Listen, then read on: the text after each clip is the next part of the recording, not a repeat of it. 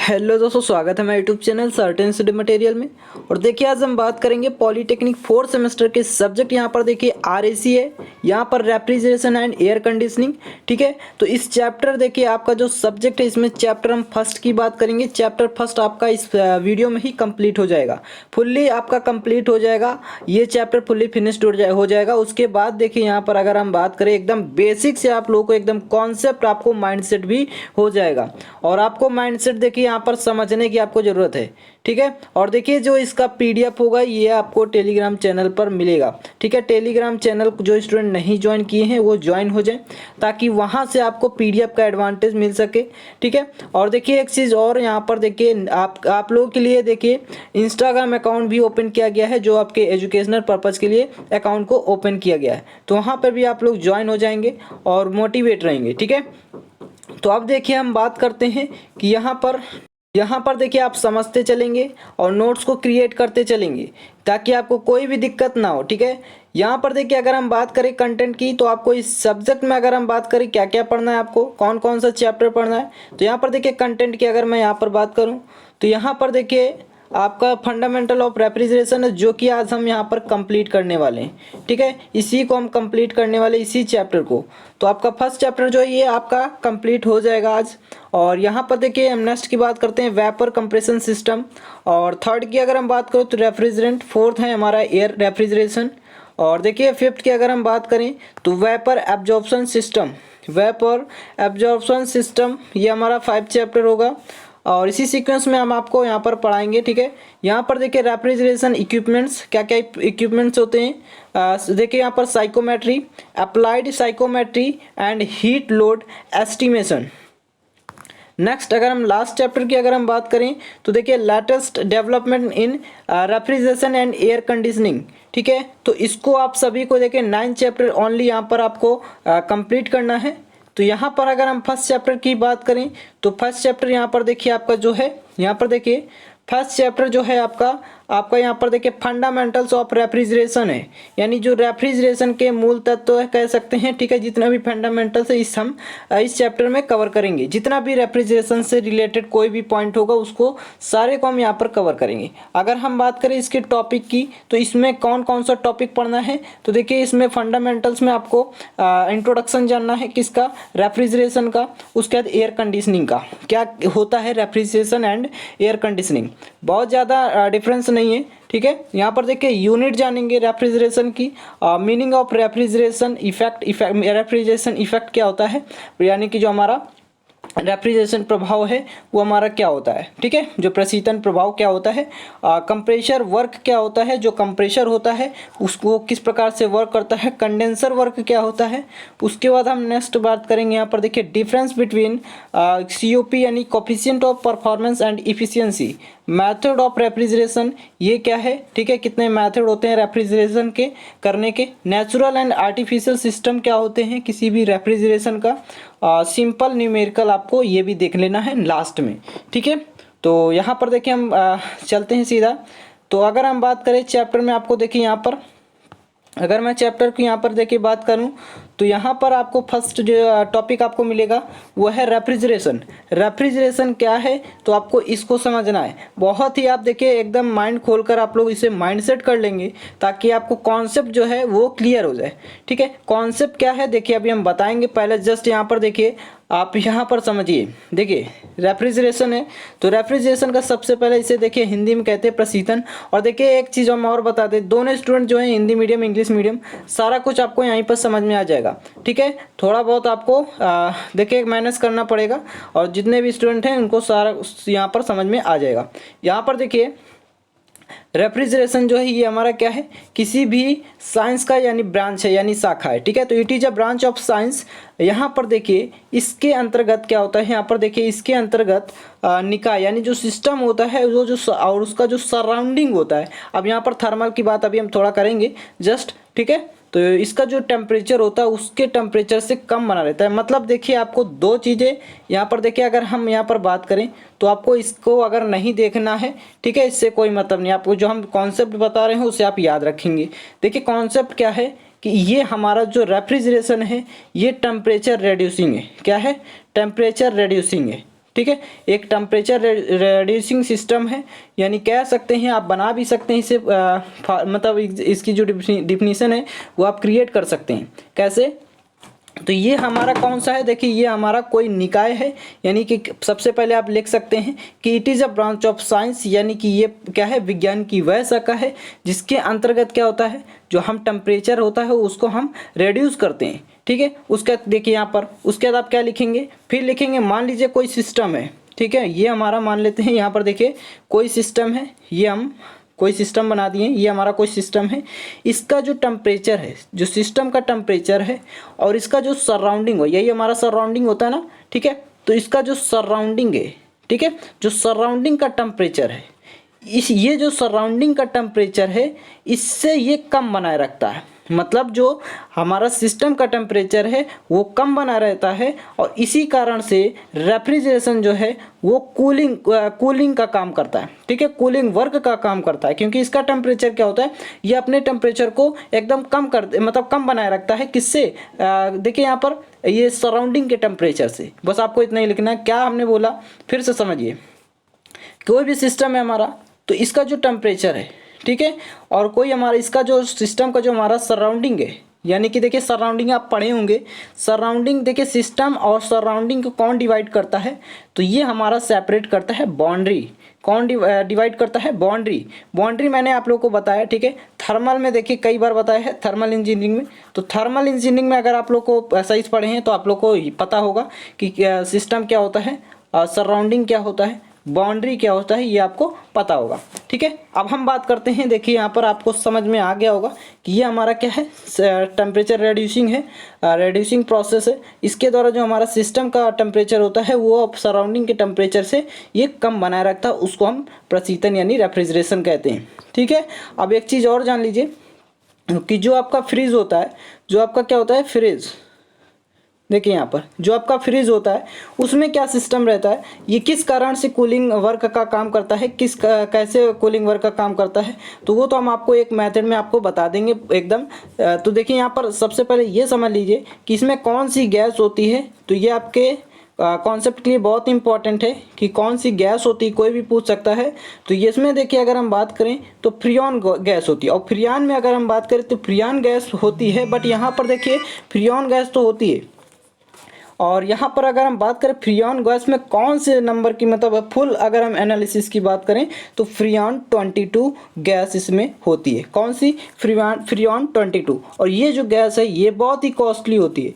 ये क्या होती है? बहुत ही कॉस्टली होती है। और देखिए ये कॉस्टली होती है, अगर मान लीजिए आपका फ्रिज ख़राब हो जाता है तो आप बुलाते हैं, ठीक है, जो इसका जो मेंटेनेंस करता है उसको आप बुलाते हैं, ठीक है, मतलब किसी वजह से वो ठंडा नहीं कर रहा है पानी, ठीक है, तो उसमें क्या होता है कि जब आप किसी वर्कर को बुलाते हैं तो वो क्या करता है, वो चेक करता है, वो कहता है कि इसमें गैस ख़त्म है। तो जब आप पैसे देते हैं, मान लीजिए आपने दिया, मान लीजिए सपोज़ हम मान लेते हैं 5000 आपने रुपीज़ दिया उसको, ठीक है, तो उसी कारण देखिए 5000 जैसे ही आपने दिया पैसा, तो उसमें से आपका 1500 से 2000 के अप्रॉक्स क्या आ जाता है, गैस आ जाती है, और उसके बाद जो आपका मतलब जो बचेगा वो रख लेता है, ठीक है। इसी तरह से उसका जो मतलब आउट इनकम है वो भी हो जाता है, ठीक है। तो आपको सारा कुछ आपको दिमाग से समझना है, आप लोग इंजीनियर हैं, ठीक है।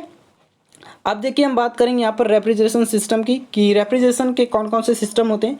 तो देखिए एक मतलब ऑल एलिमेंट, कौन से ऑल एलिमेंट, जो सिस्टम का तापमान कम बनाए रखते हैं। मतलब देखिए एक चीज़ से अगर हम बात करें तो हमने बताया था रेफ्रिजरेशन है ये किसी भी मतलब टेम्परेचर रेड्यूसिंग है, टेम्परेचर रेड्यूसिंग है। तो अब जो टेम्परेचर रेड्यूसिंग है, जो काम करेगा टेम्परेचर को रेड्यूस करने का, कम करने का, वो जो सिस्टम होगा, जो सिस्टम टेम्परेचर को रेड्यूस करने का काम करेगा वो हमारा रेफ्रिजरेशन सिस्टम कहलाएगा, ठीक है, वो हमारा रेफ्रिजरेशन सिस्टम कहलाएगा। ये याद रखेंगे, इसी को हम बोलते हैं रेफ्रिजरेशन सिस्टम।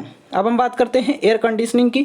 तो एयर कंडीशनिंग क्या है, कोई डिफरेंस नहीं, बस थोड़ा सा डिफरेंस है। देखिए यहाँ पर कि जो हमारा एयर कंडीशनिंग है इसके अंतर्गत क्या होता है, किसी स्थान वायु का तापमान या आर्द्रता यानी ह्यूमिडिटी, और देखिए हाइजीन, वह वायु गति आवश्यकताओं के अनुसार नियंत्रित किए जाते हैं। अब देखिए अगर हम बात करें कि इसका क्या मतलब है कि यहाँ पर देखिए कुछ नहीं, आपको याद रखना है कि एयर कंडीशनिंग क्या होता है, सारा कुछ वही प्रोसेस है, बस यहाँ पर आपका ये जो वर्ड्स है ये आपका यहाँ पर जुड़ जाता है, ठीक है। बाकी सब आपका वो सेम है। अब उसमें क्या मतलब टेम्परेचर भी आपका सेम है, ठीक है, रेफ्रिजरेशन के अकॉर्डिंग।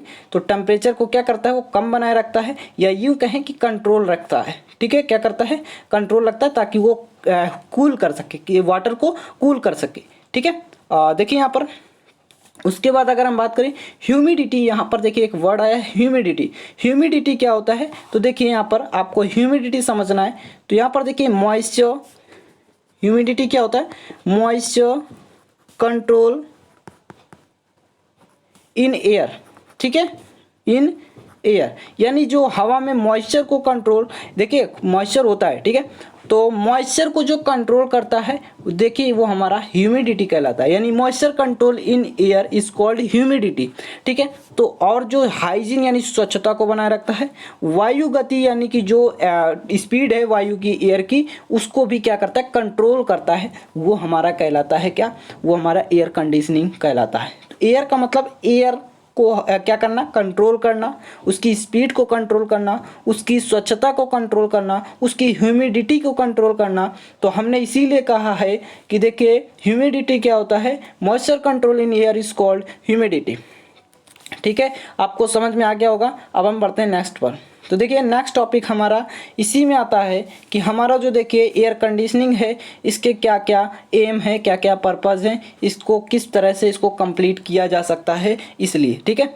तो यहाँ पर देखिए 2 टाइप्स कह सकते हैं, या यूँ कहें कि इसके 2 एम्स हैं, पर्पज़ हैं। यहाँ पर देखिए सुखद वातानुकूलन यानी कि कंफर्ट एयर कंडीशनिंग है, दूसरा हमारा औद्योगिक यानी इंडस्ट्रियल एयर कंडीशनिंग, यानी इसे हम कहें कि इसको टाइप्स भी एक प्रकार से आप कह सकते हैं इसे, ठीक है। तो याद रखेंगे। और यहाँ पर देखिए हमने, अगर हम यहाँ पर देखिए हमने बताया आप लोगों को कि यहाँ पर जो एसी होती है, क्या एसी, इसमें क्या होती है, इसमें आपकी फ्रीऑन गैस होती है, और ये इसमें क्या होता है, एक कंप्रेसर भी लगा होता है जो कंप्रेस करने का काम करता है, ये मतलब ये एज अ फोर्स, ठीक है। तो इसको भी याद रखेंगे आप सभी। उसके बाद अगर देखिए हम बात करें यहाँ पर, तो देखिए नेक्स्ट टॉपिक की अगर हम बात करें तो यहाँ पर आप लोग को यहाँ पर समझना है देखिए कि इसके देखिए रेफ्रिजरेशन इफेक्ट को अगर हम बात करें कि रेफ्रिजरेशन इफेक्ट जो है इसको किन मेथड्स के द्वारा हम इसको मतलब एक प्रकार से गेन कर सकते हैं। तो 3 मेथड हैं जिससे आप रेफ्रिजरेशन इफेक्ट को गेन कर सकते हैं, मतलब आप पता कर सकते हैं कि क्या इफेक्ट है रेफ्रिजरेशन में। तो आप सबसे पहले ठोस को गला के आप पता कर सकते हैं, उसके मतलब मेल्टिंग ऑफ सॉलिड्स। दूसरा आप कर सकते हैं सब्लिमेशन ऑफ सॉलिड से पता कर सकते हैं इफेक्ट को। तीसरा आप वेपोरेशन ऑफ लिक्विड से पता कर सकते हैं। और जनरली अगर हम बात करें तो देखिए आपका द्रवों के जो वाष्पन की विधि है इसका ज़्यादातर यूज करते हैं किसी भी रेफ्रिजरेशन इफेक्ट को पता करने के लिए, ठीक है। एप्लीकेशंस की अगर हम बात करें कि रेफ्रिजरेशन के कौन कौन से एप्लीकेशंस होते हैं, तो यहाँ पर देखिए एप्लीकेशन यानी अनुप्रयोग की अगर हम बात करें तो देखिए यहाँ पर एप्लीकेशंस की हम अगर बात करें तो यहाँ पर देखिए किस में हम यूज़ करते हैं, बर्फ़ के निर्माण में। रेफ्रिजरेशन तो आप बना के भी लिख सकते हैं कि हमारा एप्लीकेशन इसके क्या होते हैं, बर्फ़ के निर्माण में, पानी को ठंडा करने में, खाद्य सामग्री को बचाने में, ठीक है, इस प्रकार से आप लिख सकते हैं। और यहाँ पर देखिए खाद्य सामग्री के परिवहन में, औद्योगिक वायु कंडीशनर में, रासायनिक उद्योगों में, और आपका धातु निर्माण एवं उपचार में, और उसके बाद भवन निर्माण में भी इसका यूज़ किया जाता है।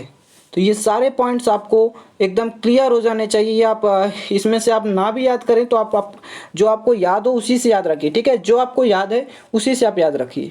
देखिए अब हम बात करेंगे एलिमेंट्स, ठीक है। एलिमेंट्स क्या होते हैं, एलिमेंट्स ऑफ रेफ्रिजरेशन सिस्टम, किसी भी रेफ्रिजरेशन सिस्टम के कौन कौन से एलिमेंट्स होते हैं उनकी हम बात करेंगे। तो यहाँ पर देखिए आपका अगर हम यहाँ पर बात करें तो यहाँ पर 4 पॉइंट को आपको याद रखना है एलिमेंट्स के फॉर्म में, कि आपका जो हीट सोर्सेज, जो हीट सिंक होता है, सॉरी हीट सिंक, ठीक है, एक होता है आपका हीट सोर्स और दूसरा होता है हीट सिंक। तो ये देखिए हमारा क्या होता है कि जो हीट सोर्स होता है वो मतलब एक उच्च भंडारण वाला होता है, हीट सिंक जो है वो हमारा निम्न भंडारण वाला होता है, ठीक है। मतलब एक प्रकार से स्टोर जो होगा उसका लो होगा, यानी हीट सिंक जो है उसका स्टोर लो होता है, ठीक है। कोई भी स्टोर है मतलब एक प्रकार से स्टोरेज इसका कम होता है, जिसकी सहायता से वायु ठंडी होती है, ठीक है। ये याद रखना है। सेकंड में आपको याद रखना है कि जो हमारा रेफ्रिजरेशन सिस्टम है या जो एलिमेंट्स है इसकी सहायता से हम क्या करते हैं, हीट सिंक से क्या करते हैं, ऊष्मा को एक्सट्रैक्ट करते हैं यानी निकाल देते हैं। उसके बाद देखिए रेफ्रिजरेंट में भी इसका मतलब इसका एलिमेंट हो जाता है। और नेक्स्ट जो है वो हमारा प्रेशर एंड टेम्परेचर को भी रिड्यूस करने का माध्यम है, या कह सकते हैं कि हमारा सिस्टम होता है टेम्परेचर एंड प्रेशर को रिड्यूस करने के लिए। नेक्स्ट अगर हम बात करें तो एयर कंडीशनिंग सिस्टम की अगर हम बात करें तो देखिए हमने रेफ्रिजरेशन सिस्टम तो समझ लिया है। अब एयर कंडीशनिंग सिस्टम की हम बात करेंगे तो इसमें कौन कौन से सिस्टम होते हैं, कौन कौन से आपका इसमें प्रॉपर्टीज़ हैं, सारा कुछ इसमें हम कवर करेंगे। तो देखिए यहाँ पर देखिए अगर हम बात करें कि एयर कंडीशनिंग जो सिस्टम है इसमें देखिए यह विभिन्न प्रकार के अंगों का असेंबली से बना होता है, मतलब एक प्रकार से कंपोनेंट से बना होता है, पार्ट्स से बना होता है, ठीक है, जिसके द्वारा विभिन्न जो थर्मोडायनेमिक्स प्रॉपर्टीज़ हैं उनको नियंत्रित करके निकाय को क्या करता है, यानी सिस्टम को आरामदायक बनाता है। यानी अगर हम बात करें तो इसको हम एसेसरीज भी कह सकते हैं। क्या कह सकते हैं, एसेसरीज भी कह सकते हैं, ठीक है। तो इसको आप इस प्रकार से भी याद रखिए। एक ऐसे मतलब एक प्रकार से क्या होता है, एक प्रकार से असेंबली होती है इसकी, ठीक है, जो कई कंपोनेंट से बना होता है। आप इसको भी समझ सकते हैं। और ये हमारा थर्मोडायनेमिक प्रॉपर्टीज़ को कंट्रोल करता है, वो हमारा सिस्टम को, और जो ये थर्मोडायनेमिक प्रॉपर्टीज़ है ये क्या करता है, सिस्टम को एकदम आरामदायक बना देता है। अब हम बात करेंगे कौन कौन सी थर्मोडायनेमिक प्रॉपर्टीज़ होती हैं। तो ये आप थर्मल में भी पढ़े होंगे। टेम्परेचर हो गया, ह्यूमिडिटी हो गया। ह्यूमिडिटी को अब हम एक्सप्लेन नहीं करेंगे, ठीक है, हमने बता दिया है कई बार कि ह्यूमिडिटी क्या है। Moisture control in air is called humidity. अब देखिए यहाँ पर मॉलिक्यूलर मोशन की अगर हम बात करें तो यहाँ पे भी मॉलिक्यूलर मोशन जो है, यानी जितने भी मॉलिक्यूल होते हैं वो किस प्रकार से मोशन करते हैं, ये भी हमारा थर्मोडायनेमिक प्रॉपर्टीज़ के अंतर्गत आता है। अब हम बात करते हैं एटमॉस्फेरिक जो एक्यूरेसी है या प्योरिटी है, ये भी हमारा इसी के प्रॉपर्टीज़ के अंतर्गत आता है। नेक्स्ट अगर देखिए हम बात करें इसमें नेक्स्ट टॉपिक हमारा यहाँ पर क्या है, तो देखिए elements of air conditioning system. Elements क्या हैं, एयर कंडीशनिंग सिस्टम के कौन कौन से एलिमेंट्स हैं उनको देखना है। तो देखिए आप तो जानते हैं देखिए यहाँ पर कि जो एलिमेंट्स होते हैं, हमारा फैन हो गया, उसके बाद फिल्टर हो गया, और देखिए ये सभी एयर कंडीशनिंग सिस्टम का ही काम करते हैं। रेफ्रिजरेशन आपका प्लांट हो गया, हीटर हो गया, और आपका ह्यूमिडिफिकेशन हो गया, डीह्यूमिडिफिकेशन हो गया, ठीक है, ये सारे आपका इसी में आ जाता है। कंट्रोलर सिस्टम हो गया या कंट्रोल सिस्टम हो गया, ये भी आपका इसी के अंतर्गत आता है। अब देखिए एक चीज़ हम यहाँ पर बताने वाले हैं। मान लीजिए कोई पंखा है, ठीक है, आपको इसको कूलर बना देना है, तो कैसे बनाएंगे। मान लीजिए जो पंखा होता है आपका, ठीक है, तो देखिए इस प्रकार से आपको दिमाग चलना चाहिए। आप इंजीनियरिंग है, ठीक है, इंजीनियरिंग कर रहे हैं, तो यहाँ पर देखिए यहाँ पर अगर हम बात करें तो पंखे की जो लैटिस होती है ना, लैटिस यानी कि जो जाली होती है इसकी, वो क्या होता है, उसको अगर हम हॉलो कर दें, उसको हॉलो करके उसमें हम फ्रीऑन 22 क्या कर दें, उसमें मतलब एक प्रकार से फिल कर दें, तो उससे जो हमारी क्या होगी, जो अगर हम उसको स्टार्ट करेंगे तो उसका जो पंखा होगा, देखिए जो पंखा होगा, यानी कि जो उसके पंखे लगे होते हैं तीन त्रिकोणियाँ जैसा, ठीक है, तो उसमें वो क्या करता है, वो जब मूव करेगा, ठीक है, जब रोटेट करेगा तो जो एयर है हमारा, देखिए जो एयर है वो क्या करेगा, रेफ्रिजरेशन से कुछ टकराएगा। टकराने के बाद रेफ्रिजरेशन क्या करता है, देखिए जो हमारा फ्रीऑन गैस है उससे क्या करेगा, वो टकराएगा, और फ्रीऑन गैस क्या करती है, ठंडा करने काम करती है, और टकराने के बाद वो एज अ कूलर का काम करेगा। जब जब हवा जो आएगी उससे पास जब होगी, यानी कि टकरा कर जैसे ही हवा पास होगी, एज अ कूलर का काम करेगा आपका जो फैन है यानी पंखा है, ठीक है। अगर उसकी लैटिस को हम हॉलो करके उसमें क्या कर दें, वो देखिए जो चारों तरफ लगी होती हैं, उससे आप जानते होंगे कुछ इस टाइप की बनी होती हैं, ठीक है, उसकी पंखुड़ियाँ इस टाइप की कुछ बनी होती हैं, तो आप उसको देख सकते हैं, आप ट्राई भी कर सकते हैं, ठीक है। तो फ्रीऑन गैस उसमें फिलअप करके उसके बाद जो जैसे हम स्टार्ट करते हैं तो हमारा जो पंखुड़ियाँ होती हैं उससे हमारा क्या करता है, एयर हमारा जब क्रिएट होता है तो वो फ्रीऑन गैस से टकरा कर क्या होती है, वो जब हवा को बाहर फेंकती हैं, जब एक्सट्रैक्ट करती हैं, तो हमारा फ्रीऑन गैस जो है वो ठंडा करके उस हवा को भेजता है, ठीक है। तो याद रखेंगे इतना कॉन्सेप्ट। तो अब हम बढ़ते हैं नेक्स्ट टॉपिक पर, यूनिट ऑफ रेफ्रिजरेशन। ये देखिए यूनिट आपका क्या होती है रेफ्रिजरेशन की, ये इंपॉर्टेंट टॉपिक हो जाता है। रेफ्रिजरेशन के क्या यूनिट होती है, ठीक है, क्या यूनिट होती है रेफ्रिजरेशन की। तो देखिए यहाँ पर कुछ नहीं याद रखना है आपको, इसकी टन ऑफ रेफ्रिजरेशन इसकी यूनिट होती है, दैट्स इट, ठीक है। टन ऑफ रेफ्रिजरेशन इसके यानी कि हिंदी में अगर हम बात करें तो रेफ्रिजरेशन टन भी कह सकते हैं आप, हिंदी मीडियम वाले स्टूडेंट यहाँ पर ध्यान दें, ठीक है, कि रेफ्रिजरेशन टन भी कहते हैं इसे।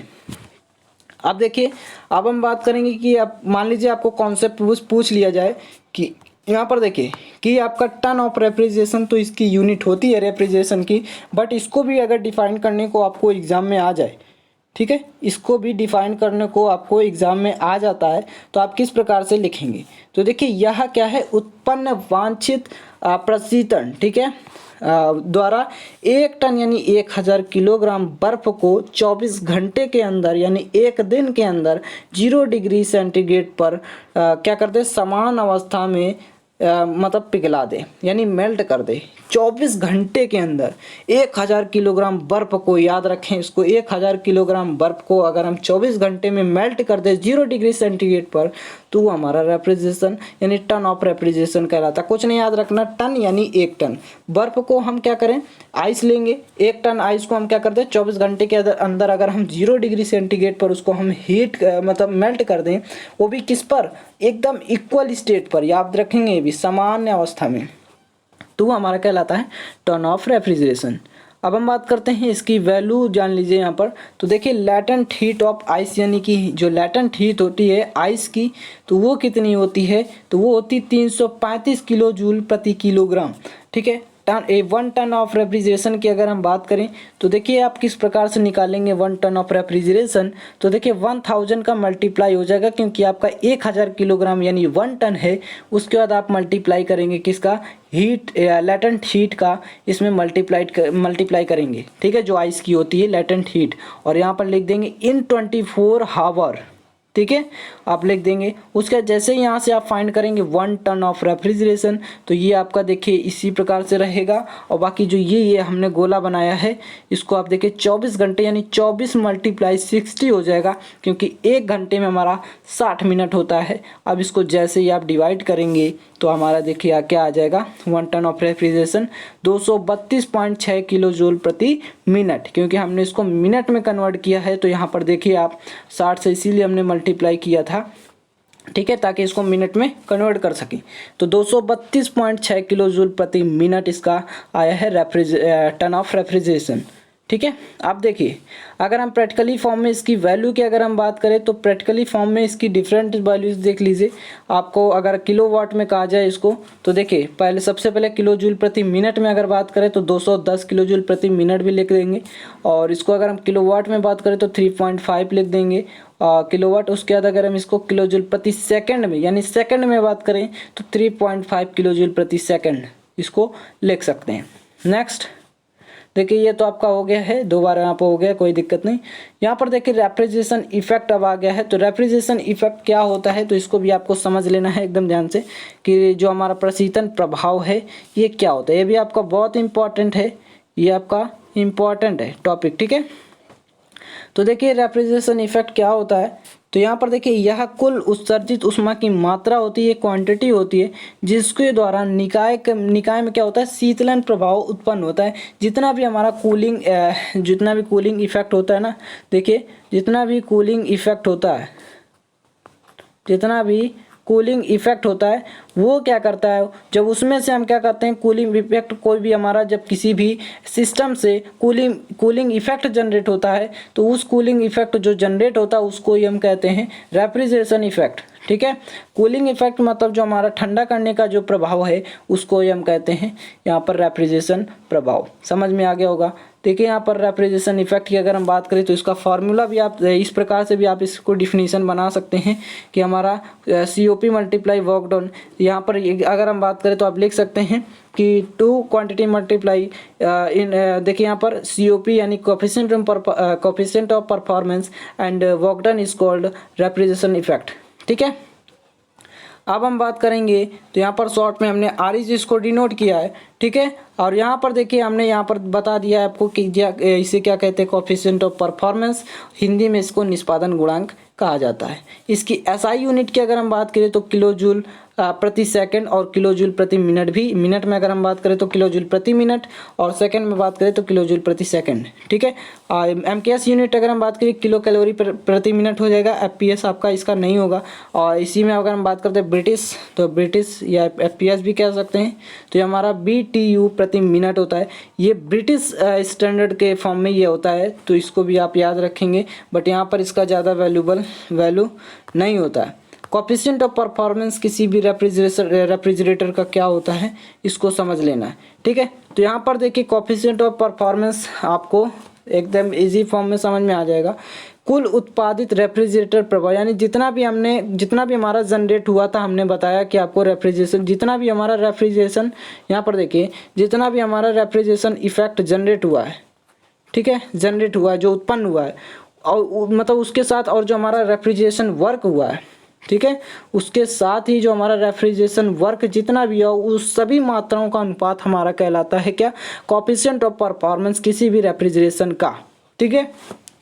यानी कि जितना भी हमारा रेफ्रिजरेशन इफेक्ट जनरेट हुआ और जितना भी हमारा रेफ्रिजरेशन वर्क करना पड़ा इस इफेक्ट को लाने के लिए, उसका जो रेशियो होता है वो हमारा क्या कहलाता है, वही हमारा कोएफिशिएंट ऑफ परफॉर्मेंस कहलाता है। तो आप इसको याद रख सकते हैं कि देखिए यहाँ पर कोएफिशिएंट ऑफ परफॉर्मेंस, देखिए यदि हम क्या कर लें, लेट कर लें रेफ्रिजरेशन इफेक्ट को, देखिए नेट रेफ्रिजरेशन इफेक्ट को RN से डिनोट कर दिया और W को हमारा वर्क डन हो गया, तो इससे हमारा जो फार्मूला इससे क्रिएट होगा वो हमारा क्या होगा, तो देखिए इस डिफिनीशन के अनुसार तो हमारा COP इक्वल टू RN/W, यानी कि कह सकते हैं RN हमारा क्या है, कोई भी रेफ्रिजरेशन, यहाँ पर देखिए रेफ्रिजरेशन इफेक्ट हो गया, तो रेफ्रिजरेशन इफेक्ट एंड देखिए refrigeration effect and refrigeration work ratio हमारा क्या हो जाएगा, यही हमारा क्या हो जाएगा, हमारा कोएफिशिएंट ऑफ परफॉर्मेंस हो जाएगा। तो ये समझ में आ गया होगा, ठीक है। अब हम बात करते हैं, यहाँ पर देखिए कुछ नोट पॉइंट्स में आपको लिख लेना है नोट पॉइंट में, कि यहाँ पर देखिए इसे हम सैद्धांतिक निष्पादन गुणांक भी कहते हैं। और यहाँ पर देखिए COP का जो मान होता है ये बहुत बार आया है, आपका कंपटीशन एग्जाम में भी बहुत बार ये पूछा गया है, ठीक है। तो इसे भी आपको याद रखना है कि इसकी जो वैल्यू होती है वो 1 से मोर देन होती है, ठीक है, यानी कि जो COP की वैल्यू है वो मोर देन 1 होती है, याद रखेंगे इसे, आपको इसको याद रखना है। अब हम बात करते हैं नेक्स्ट, यहाँ पर देखिए आपका जो रिलेटिव कोएफिशिएंट ऑफ परफॉर्मेंस होता है वो एक्चुअल कोएफिशिएंट ऑफ परफॉर्मेंस और थ्योरेटिकल कोएफिशिएंट ऑफ परफॉर्मेंस के रेशियो के बराबर होता है, तो इसको आप याद रखेंगे, वही चीज़ यहाँ पर लिखा हुआ है। अब यहाँ पर आपका इम्पॉर्टेंट यहाँ पर एक और टॉपिक आ गया है कि जिसमें हम डिफरेंस जानेंगे किसी भी यहाँ पर देखिए किसी भी coefficient of performance and efficiency के बीच। तो यहाँ पर देखिए अगर हम बात करें तो आपको करना क्या है, यहाँ पर देखिए ये देखिए हमारा कोई हीट, अगर हम बात करें तो 3 चीज़ इसमें आता है, एक होता है हीट इंजन जो आप थर्मल में पढ़े होंगे, रेफ्रिजरेटर और आपका जो हीट पंप हो गया, ये सभी इसके अंतर्गत आते हैं, ठीक है। अब देखिए हम बात करते हैं कि क्या होता है आखिर हीट इंजन। हीट इंजन क्या होता है, रेफ्रिजरेटर क्या होता है, और जो हमारा हीट पंप है ये क्या होता है, ठीक है। तो देखिए जो हमारा यहाँ पर देखिए रेफ्रिजरेशन, तो सबसे पहले हम आपको इसको समझा देते हैं रेफ्रिजरेशन, क्योंकि आप पढ़ भी चुके हैं। तो रेफ्रिजरेशन देखिए यहाँ पर रेफ्रिजरेटर जो होता है ये क्या होता है, लो टेम्परेचर से हाई टेम्परेचर की ओर क्या करता है, मतलब हमारा जाता है। देखिए हमने रेफ्रिजरेटर बताया भी था आपको, डिफिनीशन भी, रेफ्रिजरेशन क्या होता है, तो हमने बताया कोई सिस्टम है इसका जो सराउंडिंग है इसका जो टेम्परेचर है ये इसके टेम्परेचर से कम बनाए रखता है, ठीक है। तो हमने ये भी देखिए, यहाँ पर एक चीज़ और जान लीजिए, हमने एग्जाम्पल भी दिया है अगले वीडियो में। यहाँ पर देखिए, तो मान लीजिए आपका यहाँ पर टेम्परेचर 40 डिग्री है और यहाँ पर हमारा 45 डिग्री सपोज, ठीक है, या 50 डिग्री मान लेते हैं इसे, 50 डिग्री। तो ये क्या करेगा, ये जो हमारा टेम्परेचर है इसको बराबर लाने की कोशिश करेगा, ठीक है, क्या करेगा, बराबर लाने की कोशिश करेगा, आप समझ रहे हैं, ठीक है। तो बराबर लाने की कोशिश करेगा, क्योंकि जो टेम्परेचर हमारा होता है वो हमारा हमेशा, या हीट जो होता है वो हमारा किससे चलता है, अपर टेम्परेचर से लोअर टेम्परेचर की हमारा टेम्परेचर एक प्रकार से एक्सट्रैक्ट होता है। ठीक है, तो ये समझेंगे आप। यहाँ पे हमारा रेफ्रिजरेशन क्या होता है, हमेशा लो टेम्परेचर से हाई टेम्परेचर की ओर जाता है। कोई भी रेफ्रिजरेशन लगा है तो जो हम इस पर वर्क डन करेंगे और इसके द्वारा हम जो हीट टेम्परेचर 1 के द्वारा जो हमने हीट प्रोवाइड किया रेफ्रिजरेशन को, तो रेफ्रिजरेशन द्वारा जो हमारा वर्क हुआ वो हमारा जो हीट होगा वो हमारा टेम्परेचर 2 यानी कि अपर टेम्परेचर को प्रोवाइड करेगा। अपर टेम्परेचर को प्रोवाइड करेगा तो इससे हमारा जो हीट होगा यानी कि जो हमारा टेम्परेचर 1 वाला जो हीट था और जो हमारा वर्क किया गया रेफ्रिजरेशन द्वारा उसका दोनों का योग हो जाता है।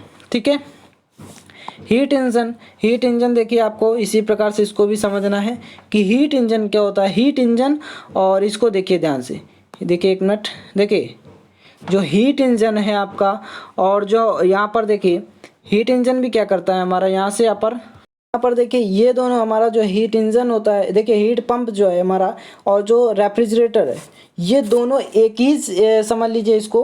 ठीक है, क्योंकि जो जितना भी हमारा पंप की हेल्प से हमारा हीट ट्रांसफ़र होता है उसको भी हम कह सकते हैं हीट पंप। ठीक है, और यहाँ पर देखिए यहाँ पर भी ये जो लो टेम्परेचर से क्या कर रहा है, हाई टेम्परेचर पर ये जा रहा है किसी भी हीट सोर्सेस के थ्रू, और हमारा जो वर्क डन हो रहा है, ठीक है, यहाँ पर देखिए वर्क डन जो हमारा हो रहा है उसके द्वारा जो हमारा हीट टेम्परेचर अपर टेम्परेचर का जो हीट है वो हमारा जो वर्क डन फर्स्ट का था, यहाँ पर देखिए इसको एरो बना लीजिए, फर्स्ट का था उसका वर्क डन के साथ योग मतलब जुड़ जाता है। ठीक है, इसी प्रकार से हम बात करें हीट इंजन की, तो हीट इंजन भी आपका क्या है, यहाँ पर देखिए आपका हीट सिंक है, इसे मान लेते हैं ये हमारा हीट सोर्स है, क्योंकि हीट सोर्स हमने बताया आपको कि वो उच्च यानी हाई भंडारण वाला, हाई स्टोर वाला होता है, और जो हमारा हीट सिंक है ये लो स्टोर वाला कोई भी हीट सोर्सेस हीट होता है। ठीक है, अब देखिए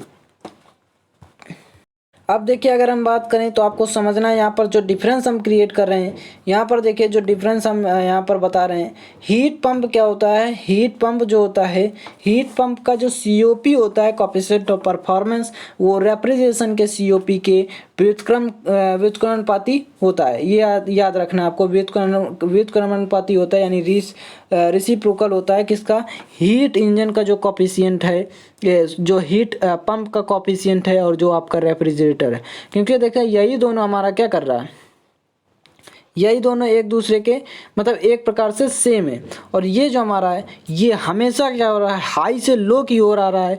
यानी कि देखिए हमारा क्या हो रहा है, ये हाई टेम्परेचर से लो टेम्परेचर आ रहा है।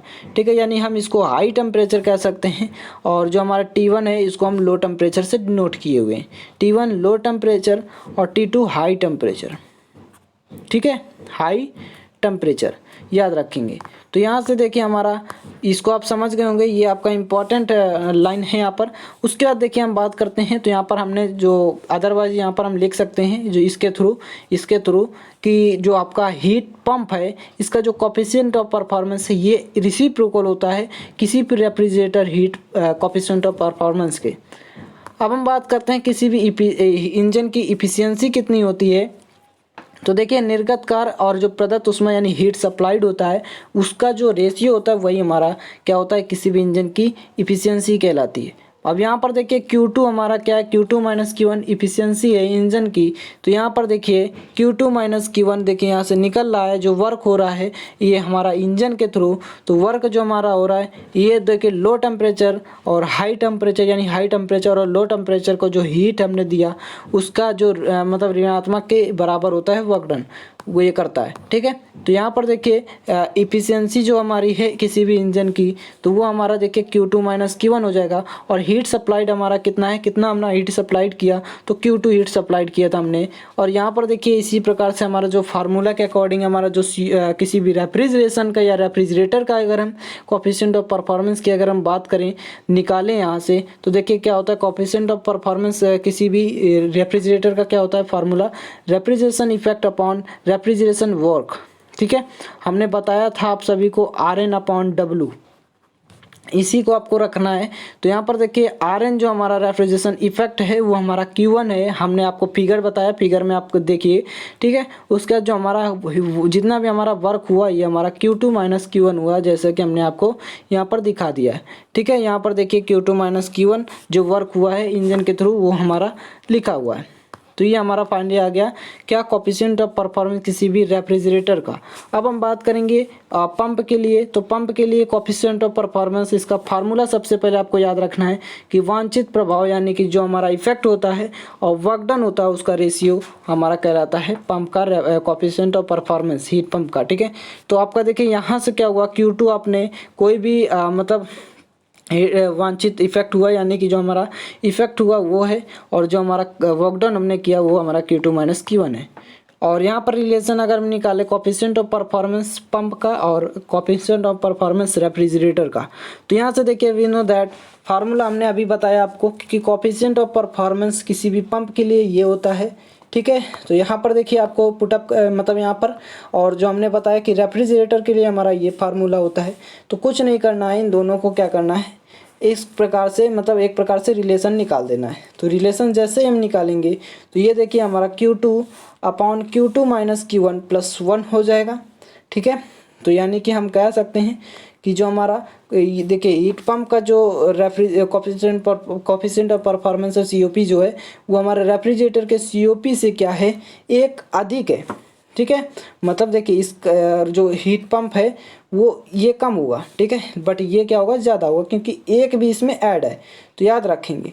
ठीक है, तो यहाँ पर देखिए आपको रिलेशन याद रखना है कि coefficient of performance pump equal to coefficient of performance refrigerator plus 1। ठीक है, अब देखिए अब यहाँ पर देखिए आपको क्या याद रखना है, यहाँ पर एक चीज़ और याद रखना है, इसको जो देखिए कोफिशिएंट ऑफ परफॉर्मेंस अगर हम इसके रिलेशन में बात करें किसी भी मतलब पंप के लिए, तो ये हमारा -1 इक्वल टू रेफ्रिजरेटर के लिए निकालते हैं, तो ये हमारा इस प्रकार से ये हो जाएगा। ठीक है, तो इसको भी आपको याद रखना है, कहीं कहीं पर इसका भी यूज करना पड़ेगा। हाई वही चीज़ आपको एक प्रकार से क्या करना है, पक्षांतर कर देना। यहाँ पर देखिए मेथड्स ऑफ रेफ्रिजरेशन की क्या क्या मेथड्स होते हैं। तो ice refrigeration method, air refrigeration method, मतलब आइस के थ्रू आप रेफ्रिजरेशन कर सकते हैं मेथड इस, और जो एयर के थ्रू कर सकते हैं। वेपर कंप्रेशन रेफ्रिजरेशन हो गया आपका, वेपर एब्जॉर्प्शन रेफ्रिजरेशन हो गया। और इसमें कुछ स्पेशल रेफ्रिजरेशन आते हैं, जैसे आपका देखिए यहाँ पर हो गया, यहाँ पर देखिए जैसे आपका हो गया cascade refrigeration, mixed refrigeration and vertex tube refrigeration, मतलब ट्यूब के थ्रू किसी भी वो जो मतलब हेड पर जो ट्यूब लगे होते हैं ना, हेड पर जो ट्यूब लगे होते हैं उनके थ्रू रेफ्रिजरेशन। थर्मो इलेक्ट्रिक यानी किसी भी थर्मो इलेक्ट्रिक के थ्रू रेफ्रिजरेशन करते हैं। स्टीम जेट, किसी भी स्टीम को जनरेट करके हम जो स्टीम जेट होते हैं उस पर भी रेफ्रिजरेशन कर सकते हैं, उसको कूलिंग कर सकते हैं। ठीक है, उस पर। तो ये देखिए यहाँ पर हमारा यहाँ पे आज यहाँ से चैप्टर होता है, चैप्टर का द एंड। तो देखिए सभी स्टूडेंट को अब यहाँ पर जितना भी देखिए समझ में आ गया है, और देखिए इसका जो नोट्स होगा वो आपको टेलीग्राम चैनल पर प्रोवाइड कर दिया जाएगा। तो जो स्टूडेंट टेलीग्राम चैनल पर नहीं ज्वाइन है वो टेलीग्राम चैनल को ज्वाइन कर लें, और जो स्टूडेंट अभी चैनल को सब्सक्राइब नहीं किए हैं, नए स्टूडेंट हैं, वो देखिए सब्सक्राइब करके ऑल का बटन आप क्लिक कर दीजिए, ताकि आपको जो नोटिफिकेशन होगा वो आपको जल्दी से मिल जाएगा और आप उसको वॉच कर लेंगे। ठीक है, देख सकते हैं। और यहाँ पर देखिए आपको इंस्टाग्राम अकाउंट को भी फॉलो कर लेना है। ठीक है, क्योंकि वो आप लोग के एजुकेशनल पर्पज़ के लिए वो बनाया गया है, ताकि आप मोटिवेट रहें, आप अपनी स्टडी को कंटिन्यू रखें। ठीक है, तो वहाँ उसको भी आप लोग को फॉलो कर लेना है। तो देखिए अगर आप लोग को वीडियो पसंद आई तो लाइक करें, शेयर करें और सब्सक्राइब करें, और कमेंट बॉक्स में ज़रूर आप लोग बताएं कि सर समझ में आया या नहीं। कोई भी डाउट है आप लोग वहाँ पर बता सकते हैं, हम उसका रिप्लाई आप लोग को देंगे। ठीक है, कुछ समय बाद ही सही, बट आपको उसका रिप्लाई मिलेगा। ठीक है, तो आप लोग इसको लाइक कर दीजिए। अब मिलेंगे नेक्स्ट वीडियो में। Thanks for watching this video. कि इसका जो न्यूमेरिकल होगा, एक मिनट देखिए, न्यूमेरिकल जो होगा ये आपको नेक्स्ट लेक्चर में आपको मिल जाएगा। ठीक है, जो इसका न्यूमेरिकल क्वेश्चन होगा उसको भी हम सॉल्व कराएंगे। ठीक है, न्यूमेरिकल क्वेश्चन को सॉल्व कराएंगे, और उसको सॉल्व कब कराएंगे, नेक्स्ट लेक्चर में आपको प्रोवाइड हो जाएगा, लेक्चर 2 में। ठीक है, तो वहाँ से आपका ये चैप्टर पूरी तरह से आपका एक प्रकार से आपका विथ न्यूमेरिकल आपका फिनिश हो जाएगा। तो ठीक है, अब मिलेंगे नेक्स्ट वीडियो में। ठीक है, thanks for watching this video.